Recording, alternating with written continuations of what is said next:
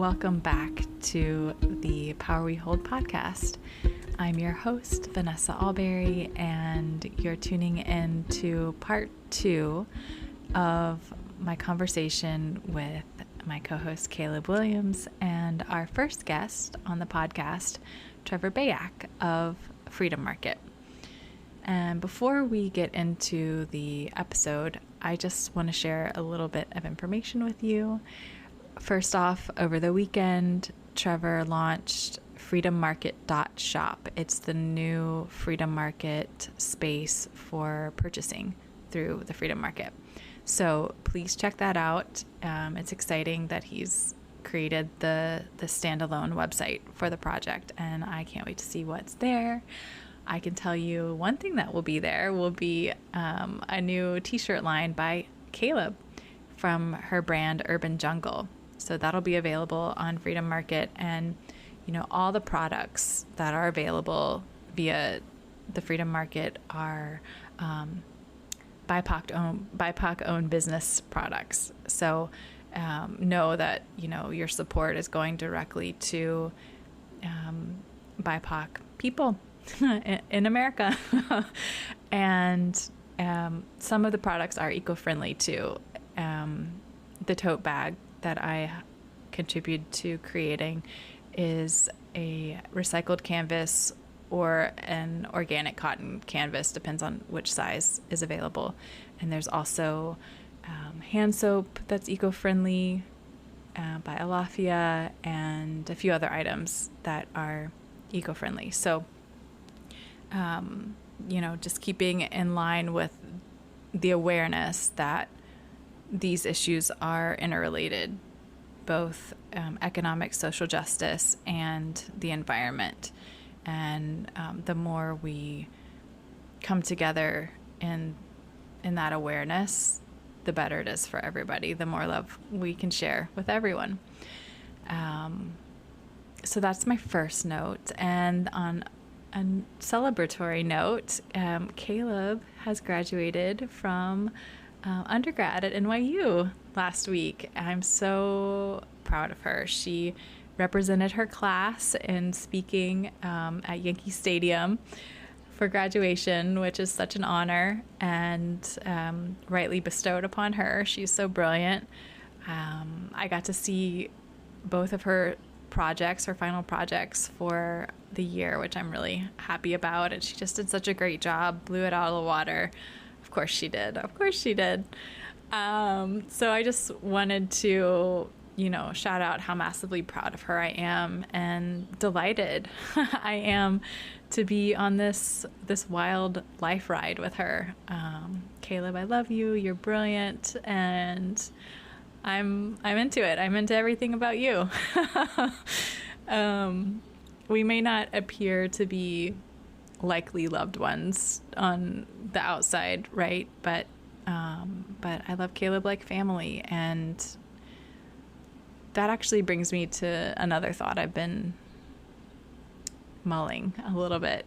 It's interesting to feel love for someone who you choose to love, and not in a romantic way, but as a friend, as a colleague, as a companion in this life, and they're not birth family, and they're not your spouse, and they're not your in-laws. Like it's something really special, that you love them just because they're amazing and lovely, and light you up. Like it's a really tender, gentle, special place to connect. And on this podcast, we talk about a lot of problems that we have in society, right? Like pretty intense ones, actually, that generate a lot of anger, and hatred and fear.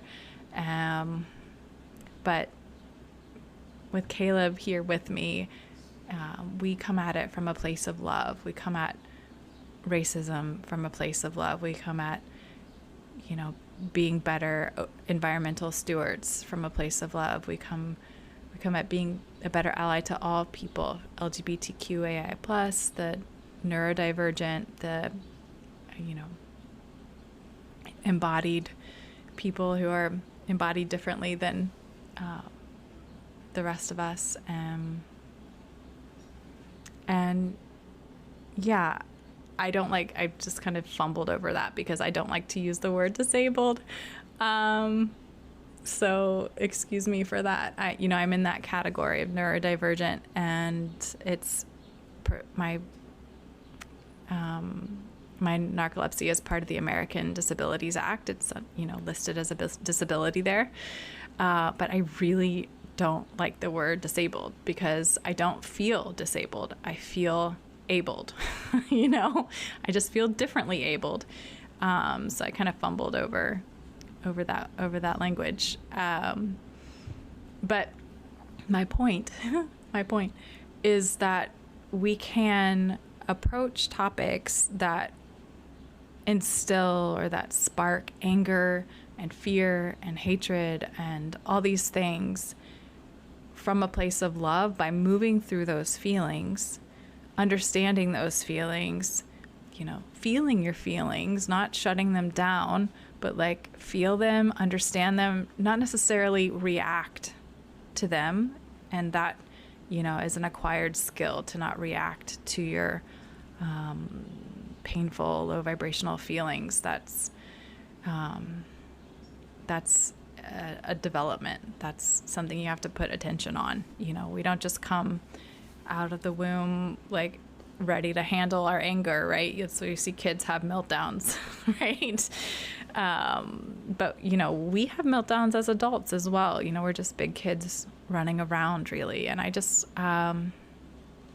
wanted to highlight this idea of moving through difficult things that maybe bring anger up, bring sadness up, bring fear up, and to, remind you that you can move through them with love. And love for yourself, it means compassion, and for yourself and others, grace, and, owning your mistakes when you make them and not beating yourself up for them, but choosing to be thankful for your mistakes and to learn through them. It reminds me of this kind of viral video of Zoe Saldana talking about her biggest accomplishment in life. And she's like, to paraphrase, my biggest accomplishment in life is that I love my mistakes. I love who I am. I love how I make mistakes. I love the way I learn from my mistakes. I don't want to be anyone other than who I am. It's a really beautiful rant of self-acceptance, what I would call radical self-acceptance, where you embrace your flaws as your education, as your built-in education system. So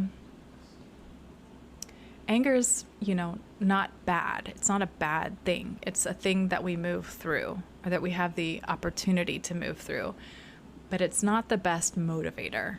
And I've really been learning that in my life. In everything that I do, I've really aligned all my activities in my life to my life's purpose, which is healing for people and the planet through art and the oceans. And I've really been forced to face where I still have fear and anxiety showing up as motivators for acting in the various ways that I express my life's purpose, which include this podcast.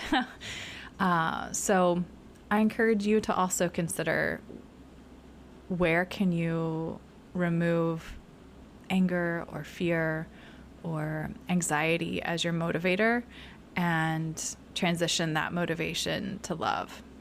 Because I really believe it's available in all areas. And I think that's a really intense ask, actually, for especially those of us who are in populations that are oppressed. Because your anger is valid, right? It's completely valid. And we are also individuals. We're also you and me and the other person and the next person, working in this world together and creating this world together. So, how do you want to move through the world, and the way that you choose to move through the world, the way that you choose your motivations, your motivators, you're going to encounter those motivators as your answer to what you do in the world. It's the idea of law of attraction. I know some people don't like that term, but you know, it's a thing. You bring into your life what you move through life with. And that's just how it is. That's my experience, and that's what I observe over and over. So yeah, where can you bring more love as your motivation, and where can you heal the anger? Valid as it surely is, I'm convinced. But you have a choice there. And I think Trevor is actually a really great example of somebody who has, experienced difficult situations and has chosen to move forward, from a place of love. I really see him doing that more and more and more. And I think it's really beautiful and a core part of how he creates such a beautiful community to be part of and to support. So on that note, I send you to part 2 of Caleb Williams and my conversation with Trevor Bayack of Freedom Market. I hope you enjoy it.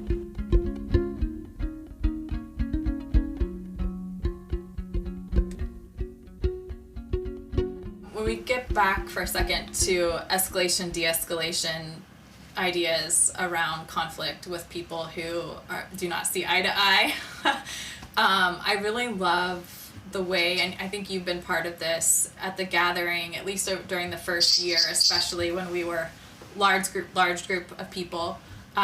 If somebody would come and approach the group and create conflict, try to create conflict, it was a really great tactic, a really great strategy of somebody going up to that person, having a personal connection conversation with them, and kind of walking with them in a direction away from the microphone. And it was a really interesting strategy that I observed multiple times play out. It's just so effective.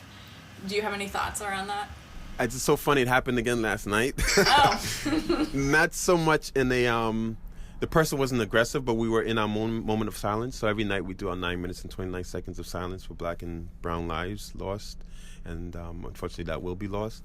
While we were in that moment, a neighbor who wasn't being threatening in any way, but was asking kind of inappropriately to help her open up a bottle of a little jar. And almost by reflex, one of the other neighbors got up and then walked away, and then told her that we're in a moment of silence, and that, and we've seen that happen. You've seen that happen in that space, and it's a good thing to do. I think a couple of there was another time, you might have been there, Vanessa, when somebody unplugged the Oh yeah, I was there. stereo. That was a very interesting. That would be a great thing to talk about. Yeah. Yeah. So we were having our meetings, and we had the speaker on, and she came, and while we were, at least my back was to the speaker, she plugged it out. Bam. What are you guys? You guys need to, be quiet. And why are you guys making this noise? This is not fair. And I don't know if we employed that strategy in this case. We didn't. We should talk about what we did. Because what do you remember happened? Well, I went over there because the speaker was on a stand, and my first is not to have the speaker fall. So I basically asked her, what are you doing? And that's when she started telling me, you guys can't do this, but and on and on. Then the group, which some people didn't think was a good response, the group started chanting Black Lives Matter, which is something you probably see a lot of the activist groups do, and drowned her out. We weaponized it, as one person said. Yes, right. And it's something that maybe we could have handled better, but it was in the heat of the moment, and that's the way it went down. We've had this happen to that extreme. We've had it happen in worse cases, the cases where it really was employed. was actually that one case where the police got into a fight with us. It was during the Sarah Pitts march, which was huge, probably the largest march that I've been involved in. And we marched from Fort Greene Park to McCarran Gathering, and it was just so many people. And when we got to McCarran Gathering, there was an individual who knows if he was planted there to cause trouble. They say that's a lot of the strategies that they use to discourage and break up our initiatives and our direct actions, civil disobedience. And then we had many de-escalators, and they tried to de-escalate. And it didn't go so well, because I think there was an attempt that was ongoing for who knows how long, and I wasn't aware at the time until the end when it became violent. And but we, in my opinion, and it's on video, we were the ones who in the end de-escalated. Yeah, forming a wall. Yeah, and it was impressive. It was impressive that I think it's an impressive video, one of the more impressive video. I was there. I totally agree. Very impressive. And I think the fact that we had more character, more discipline than the police, who had a line exactly opposite of us. 30, 40 police officers lined up against 30, 40 of activists, and the person who was leading our group was saying, we need to stay disciplined. You do not need to engage them. And we were holding the line like a line of well-trained soldiers. It was so beautiful. Yeah. It was one of the more beautiful things that I remember. And then this officer, a black officer, I guess he felt like he was being shown up by who are we to have more discipline than them, basically charged through the line, and the cops started pushing and swinging, and then I was one more, and I was shooting it with my camera, and being right in the middle of it, I started screaming, "Do not engage! Do not!" And I mean, not in those kind words, but just screaming because I was in fear. You've heard, who knows what could happen there. And in the end, it ended up being on the report of Letitia James, because this was an act of the police, clear act, caught on videotape of them doing what they do. So when you talk about something like that versus what happened with at the Bedford Slip, they're completely two different outcomes.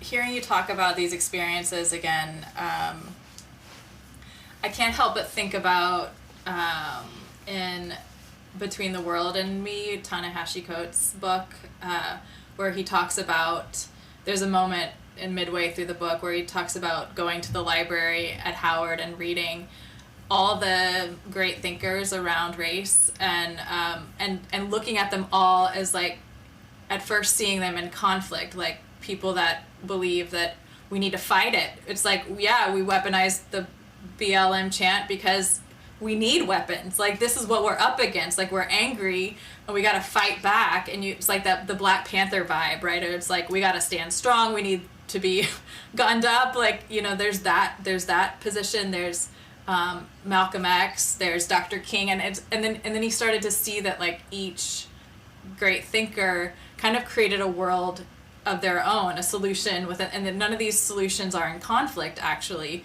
all these solutions can be pulled from at any given moment, and we don't have to just be always with a gun in our pocket, or we don't have to always be letting somebody push us over, only marching and letting somebody spit on you. Like, we can pull from all these greats, stand on all their shoulders, and learn how to approach each moment as it needs to be seen. I'll link that book in the show notes too. Yeah, that's. I wish I haven't read that book, but I do agree with that. We had a night at McCarran, one of the history nights, and we spoke about ACT UP. There was a podcast, I might have shared it with you, Vanessa, and they spoke about the radical versus the moderates. And one of the things that's always stuck with me is this idea that the radical does legitimize, to an extent, the moderates. It does move the political kind of soul of a movement towards a more legitimate kind of stance. So if you didn't have the Black Panthers, if the King movement was the far left of the activist movement for civil rights, then that will be the arm of the movement that will be attacked as the far radical view. Instead, if you have the Black Panthers, they bring a sense of, yes, we won't stand up for this injustice. It does allow, kind of in a backwards way, it allows those who would normally be the most radical to have a larger platform. And it happens here as well. I think about it a lot with the people who are in the street, and there's people who will say things to the police, who will do things, civil disobedience, and get arrested. And it's not something that I would choose to do if I have to. If it happens, it happens. But I think about how much they're putting on the line for us as well. There was this protest at the MoMA when they had the ball, or whatever it is they called. I forgot what it is. The gala. Is that the gala, the Met Gala, exactly? Yeah. And they had a protest and a movement against that. Not just to tax the rich dress. They had our people that we know were out on the streets who were making noise. And why are we supporting this? And they got arrested. And I was like, yeah, go. That's how you do it. That's how now you have given credence to our voices who may not be as radical. So there's space for all of us, absolutely. Yeah. I think you also bring up an interesting point around when you talk about the radical versus the moderate, and then when we're in small groups, when we're in community, and there's a conflict within the group. I think this is a really interesting space for both allies and for the BIPOC leaders to think about, like, how do you resolve conflict within a group of people that all want the same thing and that are at different places, like different places with education. For us white allies, we're all at different places emotionally, internally, with everyone having their own struggles, and different places as developing leaders. Like, how do you not ostracize your allies while also, it's like, how do we call in instead of call out always? And and I get the heat to call out, because it's like you're supposed to be on my side and you're saying what? Like, this is the best we've got in white allies, what? I'm sure no one actually thinks that specifically, but I get how it's frustrating when it's like, we're still here. Like, Caleb has said that in one of our first conversations around, I've been painting this painting for 6 years, like, wow. Yeah, I mean, it's frustrating, but then it's like, how radical are you willing to go? Mm-hmm. That's always, it's like, are you like you said, are you willing to go and get arrested and put that on you?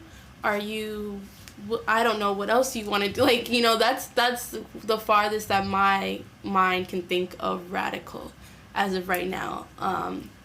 But, like, how far are you willing to go? And I'm going to continue to keep making my paintings.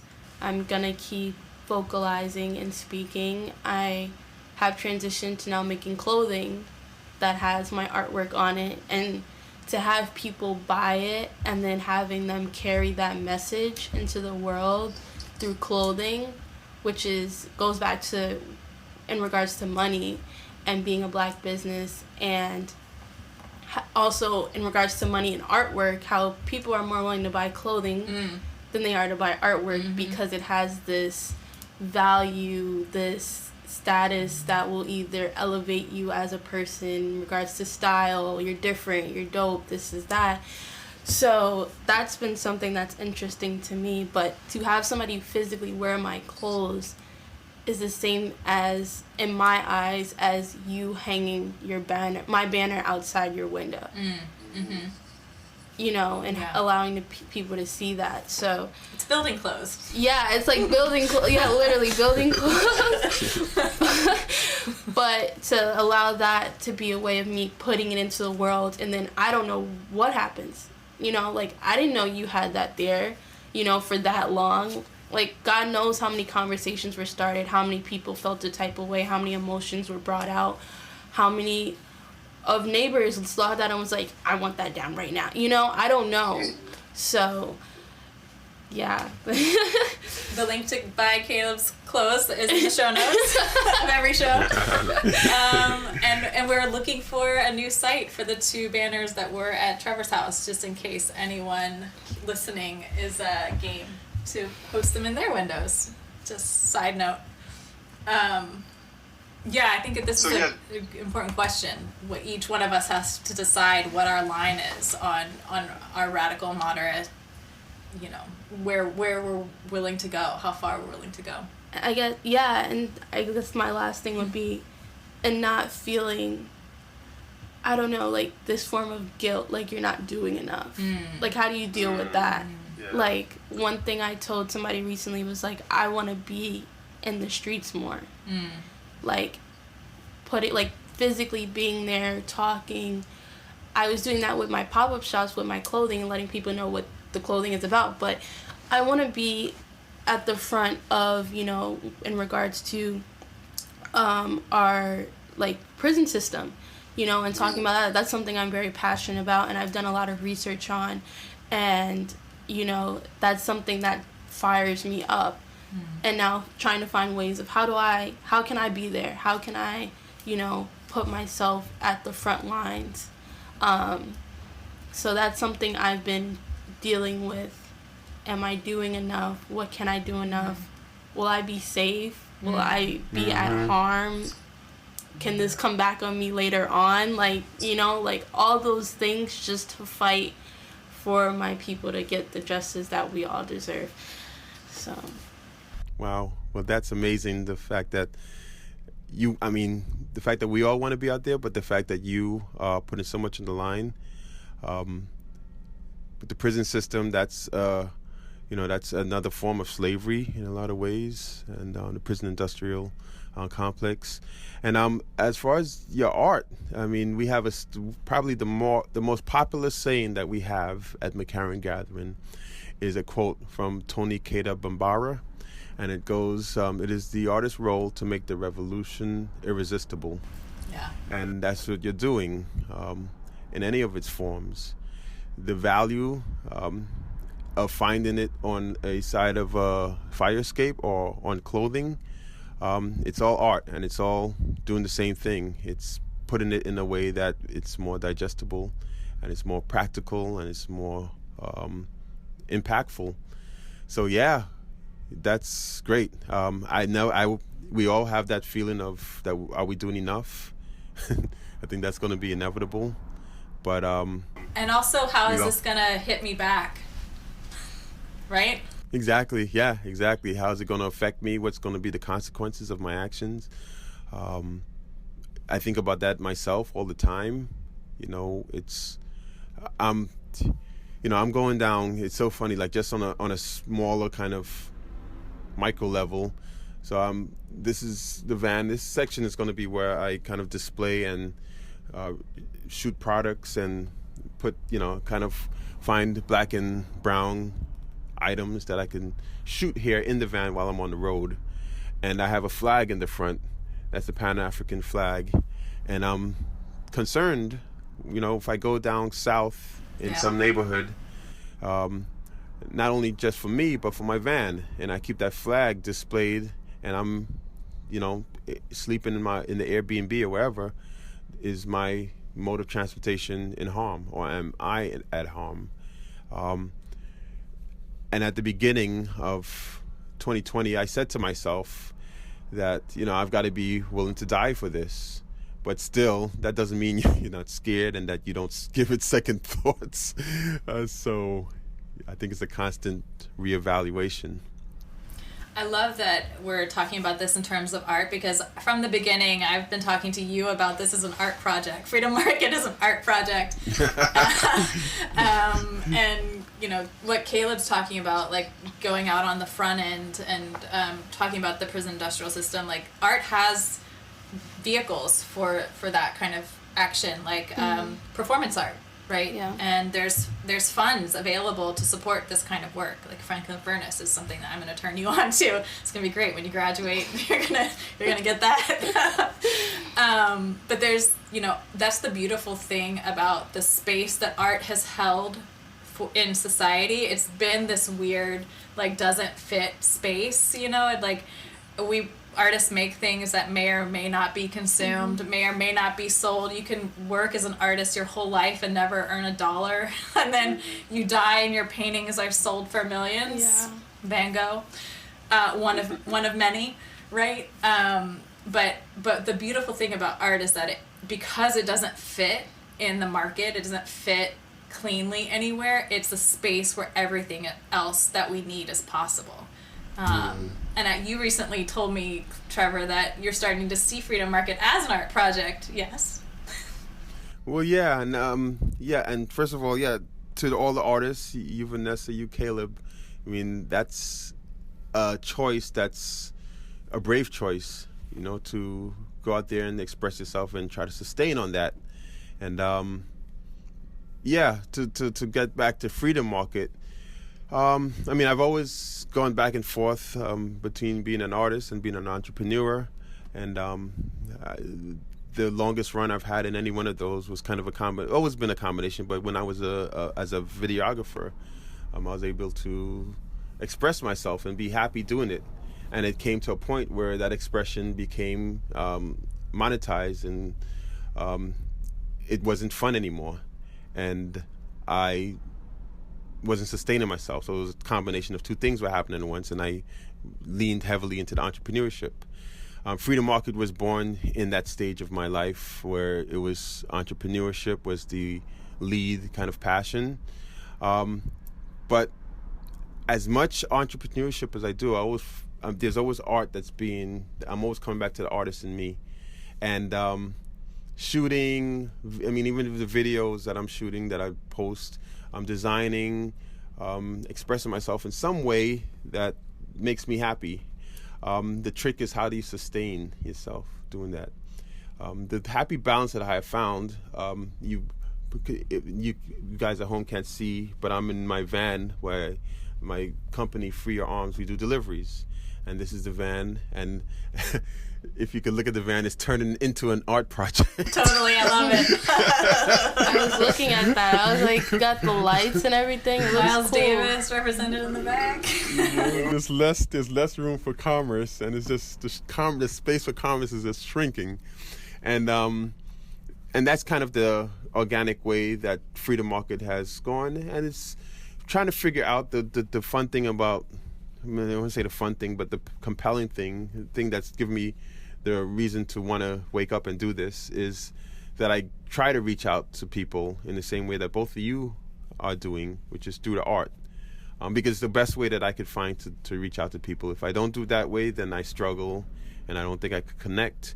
And for me, as long as I could connect with one person, one more person with every action, then I feel like that's enough motivation for me to continue to try to get another person, to engage another person.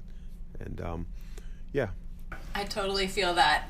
For each person that downloads this podcast, I smile really big. Yeah, like, absolutely. Yes. One more person. That's how you have to look at it. Just like you connect. That's what it's about. Connecting it's a conversation. I'm having a conversation with two of you now. That's enriching, and that's the same way I want to look at my art and my business, if I could help somebody have a easier day with their getting their merchandise to somebody else, as one person, it makes me feel good, and we'll find a way to sustain through those engagements. Let's talk for a second about products. One of my favorite conversations, because what we all know is that the movement for equality is married completely to the environmental movement. These things are inseparable, even though they are talked about in different spheres within the society that we live in. They're intrinsically aligned and connected. You look at issues like pollution, and where pipelines run through neighborhoods, and where there are green parks and where there aren't green parks, and it's always divided down an economic line and often a race line as well. So when you're sourcing products, I know from us working together that we've erred always on looking for first a BIPOC owned company, and second an eco-friendly product, an eco-friendly version. I really enjoy doing that research. I know you caught the bug on enjoying that. I love that you picked up Smile for the bamboo toothbrush. Can you talk about like where you're going with the product side moving forward? Yeah, that's I love doing that, but I don't have as much experience in any of my other kind of passions, so it's something that I'm learning. The first, as you said, the first criteria is black and brown products. And then I try to do as much homework as I can in terms of the environmental impact. There's also an aesthetic value, just in terms of the branding. But if that's not there, I think there's spaces that we could find to have products that may not be aligned with our branding. But yeah, Vanessa, you were very helpful in that regard in terms of sourcing products that were environmentally friendly, and your knowledge in that field was invaluable. And for me, I plan to continue to contribute that skill. Absolutely, absolutely. I'm looking forward to and so yeah, we want to make sure, because environmental, I mean, that's in the end, that's the most important thing. We have civil rights, and we have economic, and we have all of these other issues. But if there's no planet, well, there will always be a planet. But if there's no people that can survive on the planet, then none of it really matters. So that's something that I've definitely become more aware of my personal impact going through my day in terms of what I do and where I place stuff.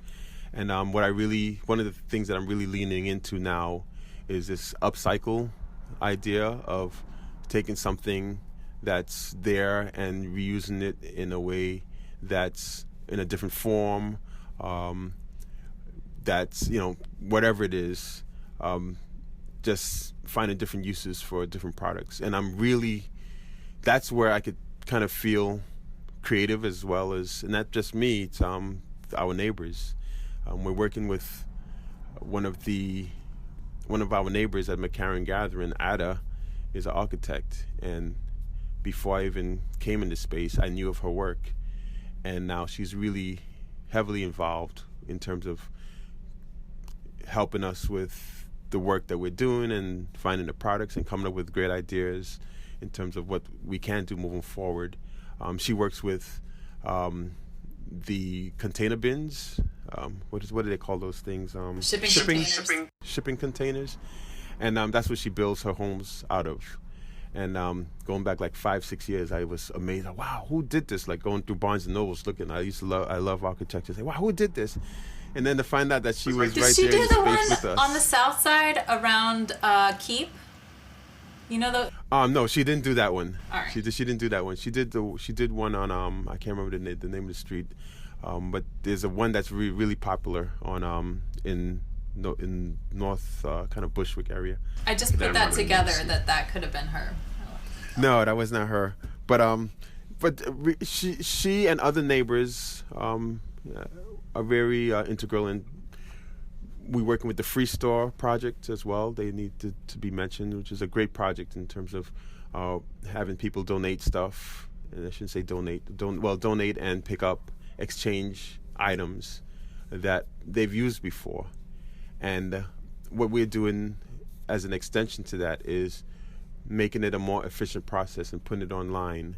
This way we can kind of bring in a little bit of commerce where we kind of monitor the supply demand so that there's not too much of one product and too little of something, and then also be able to maintain connections with neighbors.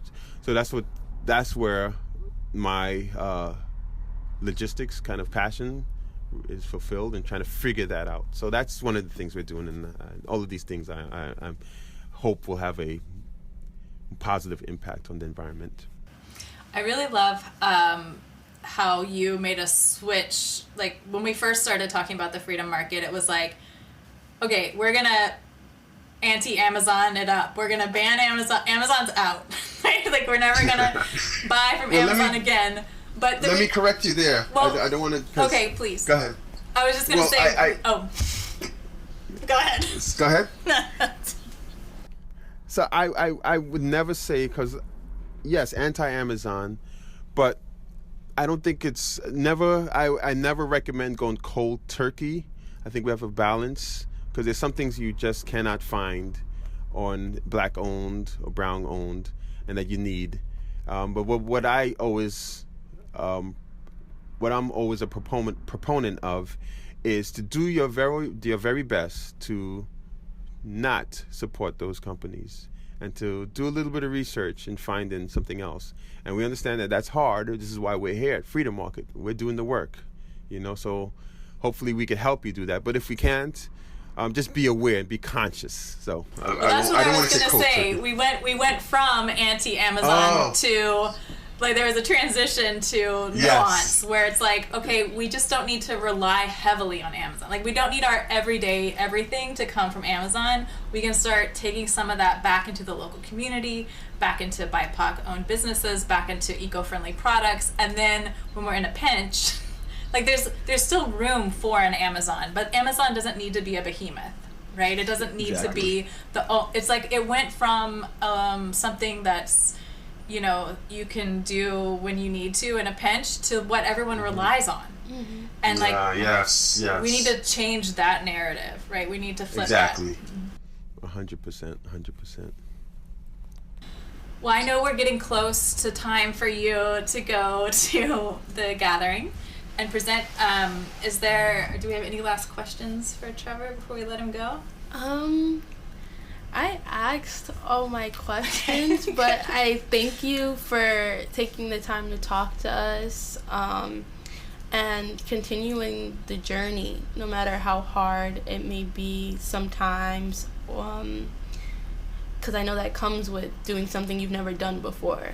There's a lot of trial and error, but it's been a year, right? Yeah. Over a year. So, like, and I'm in the same place with my business. Like, it's a little over a year right now, and, like, I know that there's ups and downs, but the fact that you continue to show up when it's cold, like nights like these, and just put on, you put on for everybody else, to be able to continue that journey with you. That's beautiful. And, I just congratulate you for what you've been doing, and I can't wait to see everything else you continue to do. Like, I hope this can be something you can spread all over, the United States, and get people from all over to help, and have different freedom markets, So, yeah. Those were our big plans in the beginning, right? Thank you. Yeah, we'll get there eventually, but we really need to focus on community. But thank you so much for those kind words. And Caleb, I reached out, I guess, right after the Activist Lounge. I want to get your gear on Freedom Market. That would be really amazing. No, I'd really appreciate that, like, a lot. Well, Trevor, thank you so much. I call you the hardest working activist in North Brooklyn. Has both, I'm sure it's an honor, but also has its costs, and they're not lost on us. I hope you enjoyed our chat with Trevor Bayack of Freedom Market. I just think he's such a brilliant human doing really important work in this world, and I encourage you to support him by making a purchase at freedommarket.shop. And in our next 2 episodes, you'll hear the conversation that Trevor and I had with Heather McGhee, who wrote the book, The Sum of Us. This book was groundbreaking for both of us, and she illuminates through multiple examples the ways that racism not only hurts those who it's meant to hold down, but also hurts those who are trying to do the holding down. So it hurts white people just as much as it hurts black people.